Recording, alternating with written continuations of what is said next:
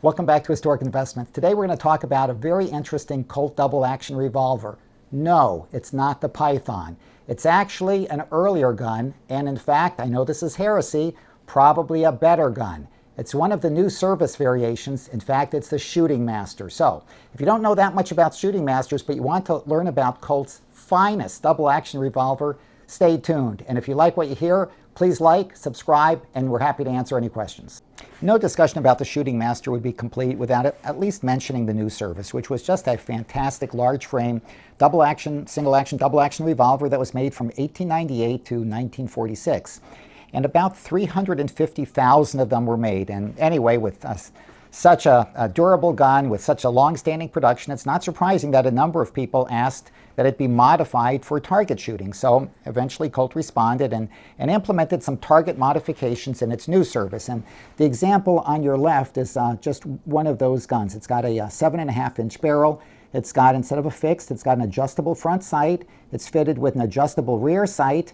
The target variation of the New Services had a checkered triggers, a checkered front strap, and a checkered back strap. And if that variation and that offering by Colt wasn't good enough, you could send your gun in to any number of custom pistol smiths at the time. Walter Roper was probably the best known of all of them, and he was based in Springfield, Massachusetts. And you could get these very fancy target grips put on your target New Service revolver.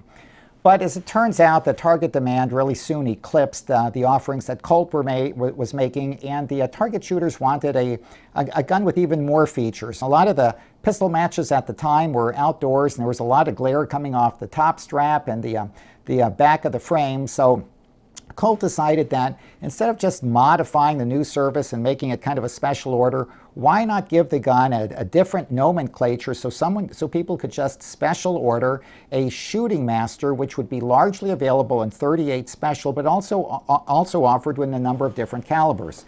So in 1928, Colt introduced as a separately designated item its Shooting Master. And this was one heck of a gun. If you ordered a Shooting Master, all of these other special order features were standard to the Shooting Master, and for that 10-year period, from 1928 to 1938, this was Colt's flagship pistol. All of them had the same general configuration. They all had a 6-inch barrel. They all had a adjustable front sight that was adjustable for elevation. They all had an adjustable rear sight for windage. The top strap, remember, a lot of these matches were shot outside, and you wanted to minimize the glare, both from the top of the revolver and the back. So the top strap was sandblasted. The sandblasting continued to just behind the rear sight, to the top of the hammer, and to the back of the frame.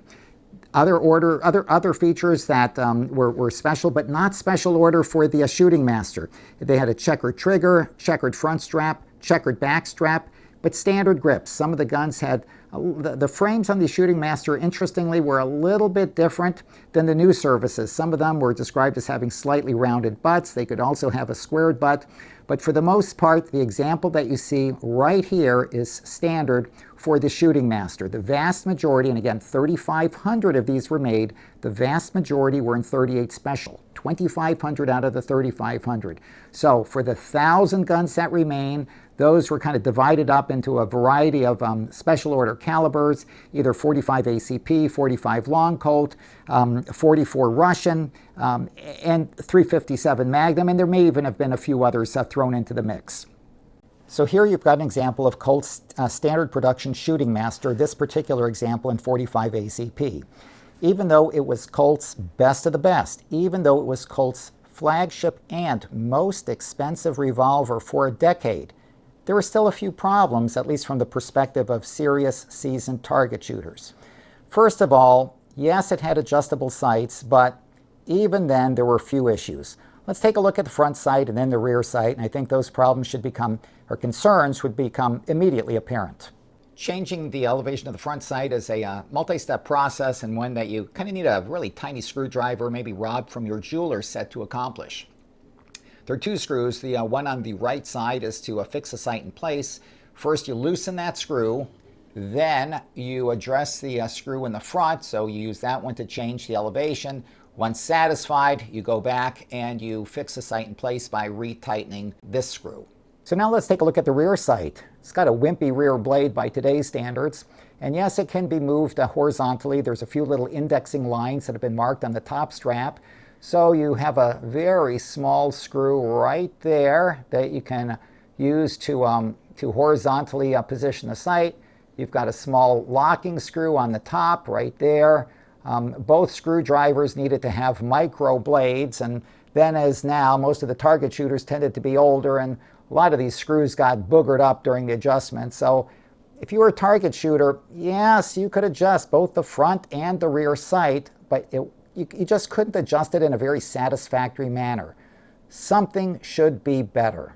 The last thing worth mentioning are the grips. So these are the standard grips that accompanied all of the factory-issued Shooting Masters, and they're nice grips, and they've got, beautiful little Colt escutcheons in them. But if you're a target shooter, you know something, you don't really want standard grips.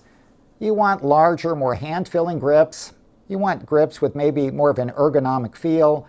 Ideally, you'd like grips with a thumb rest. These are nice grips, but if you're a really serious target shooter, they're just not quite good enough, are they? So what you're looking at here is a fully tricked out Shooting Master. This particular gun has it's got a set of replacement Roper front and rear sights, and look how much better they are. Let's take a look first at the front sight. Walter Roper made a really ingenious set of sights that proved to be extremely popular amongst competitive target shooters. Literally, they were just slip-ins. So if you didn't like the Roper sights, you take them out and you could put in the original Colts without impairing or permanently altering the gun. So let's take a look at this front sight. Okay, so it's secured in place by the Colt screw here, right back here at the rear. But what is this little thing? Well, let's turn it around and take a look. And you can see, well, there you go. That's another screw. Look at that right here. So it's a spring-loaded screw. And the idea was, if you wanted to just make small adjustments to the elevation of the front sight, all you needed to do is to turn the screw. So let's look now at this Roper rear sight. Now those are easy to manipulate adjustment screws. They're retained in place by a plunger and a locking device, so it's really easy. You don't just manually move the screw and hope for the best. You can actually have click adjustments very similar to the fully adjustable micrometer sights that we have now and that weren't really introduced as a regular feature until maybe 20 or 30 years later. Let's just take a moment and touch upon the hammer. So when you're shooting these guns single action, what people don't particularly like is to change the position of their hand. Well, one way to minimize the positioning or repositioning is to change the contour and the size of the hammer. So as you'll see on the right, the Walter Roper modification not only extended to the sights, but also the hammer that was made considerably broader than the original one in the lower part of the frame. The hammer, the grasping section was made considerably broader. Checkering extended all the way to the edges, and what you can't see here, but what he also tended to do was to make the hammer a little bit lighter in another area. He milled out part of the body so that the hammer fall would be faster and you'd have a quicker ignition time. Finally, let's talk about the grips. So on the right is the standard grip as the gun was shipped from the Colt factory. In the center, you've got this really large hand-filling Sanderson grip with a thumb rest, and to the left, we've got a Roper grip. And the Roper grips are very easily distinguishable because they always have a super fancy checkring pattern, and they usually have a diamond around the fixation screw. But I'm going to move these two aside, and let's just look at the Sanderson grip for a moment. You can tell right here just how large that grip is. I mean, I've got a medium-sized hand, and my hand is just dwarfed when picking up this particular grip. It's checkered all the way around. There we go. Turn it around like that.